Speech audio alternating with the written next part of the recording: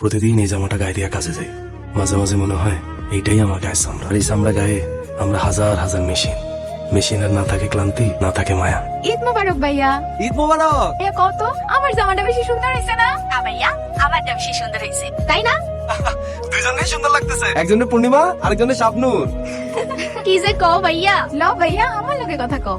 আমার ভাইয়া তোর পাঠানো টাকা দিয়াই ওরা কাপড় চোপড় কিনা আলমারি বোঝাই করে ফেলতেছে। তো কি হয়েছে আম্মা? দরকার হলে আলমারি আরেকটা কিনা দিব। তিন ভাই বোন মিলা সারাদিন নতুন নতুন জামা কাপড় পরে ঘুরু। আসতেছি। আমার রাখি। আচ্ছা বাবা রাখো। বাজান, ধান কাটার লেগে মজুরা তো অনেক টাকা চায়। তুই চিন্তা করিস না, আমি আস্তে আস্তে সব করে ভালো। আব্বা তোমার না মানা করছে এই গরমে খেতে যেতে না, তুমি মজুর টাকা আমি দিয়ে দিই। আচ্ছা বাজান, কাতারে কি অনেক গরম? দূর খেয়ে গেছি। আবু গ্যারামের গরমের কাছে এই গরম কিছুই না। কি রে কি খাস? দূর, এটা কোনো খাওয়া হইলো? তুমি কি খাও? খাপসা। ইলিশ কেমন নাম, খাপসা। আরে এটা আরবের বিরিয়ানি। মায়ের হাতে ইলিশের থেকে মজার কিছু নাই। বেশি মজা হয়েছে রে। হ্যাঁ আচ্ছা খা, আমার আবার খাপসা ঠান্ডা হয়ে যেতেছে।